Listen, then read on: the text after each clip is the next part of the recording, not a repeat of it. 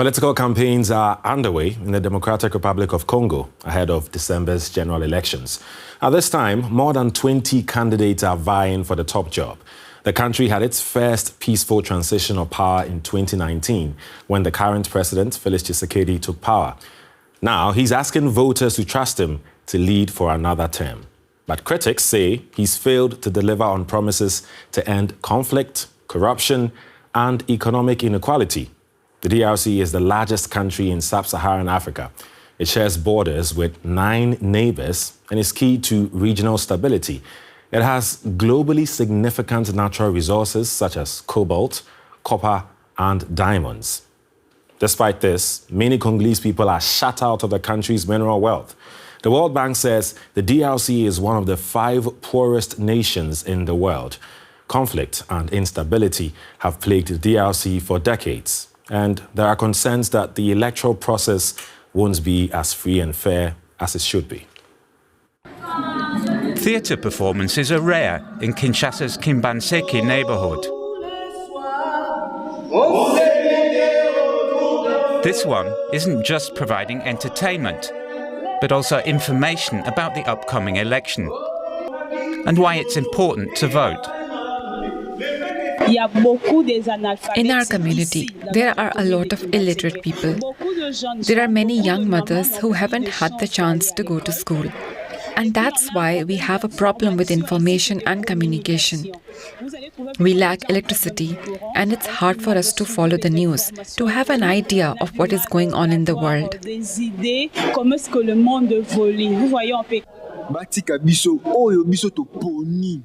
We are afraid that there will be fraud. They should let us vote for a citizen who has the problems of the population in mind. We want the truth and elections that are really transparent.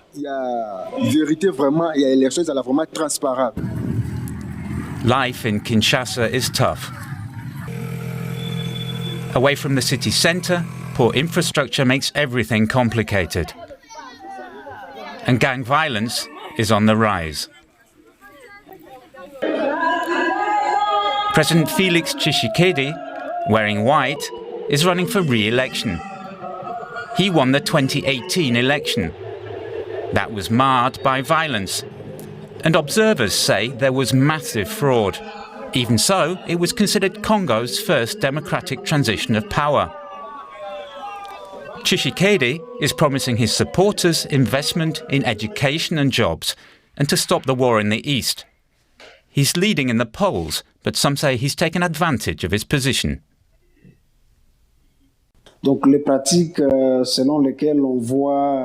The practice of hanging up pictures of the president on public buildings or installing banners before the official start of the campaign period, I think that this shouldn't be praised as an advantage. These are violations of the law that should be denounced, as they bring the political game out of balance. The opposition is divided. Martin Fayulu was the strongest challenger in the last election. Businessman Moise Katumbi is popular in the mining region of Katanga, where he was once the governor. And Denis Mukwege, a doctor and Nobel Peace Laureate, made international headlines when he declared his candidacy. Human rights activist Rustin Maketa says he had hoped that civic space would open up under Tshisekedi.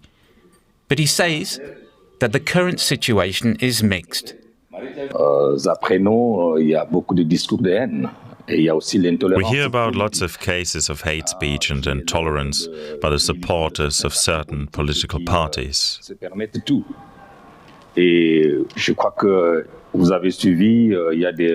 There are presidential candidates who traveled to certain provinces where people threw stones at them.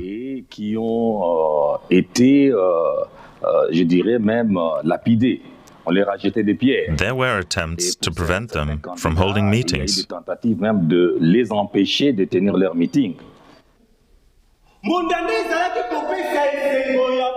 Back at the theatre, performers compare voting to a Congolese tradition, where village communities decide together who gets the privilege to play the drum.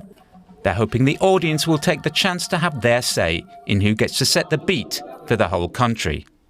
Joining me now is my colleague and DW's in-house expert, Isaac Mugabi, who's been closely following events in the DRC. Hello, Isaac. Welcome to the program. So there seems to be concern that the upcoming elections won't be free and fair. Why is that?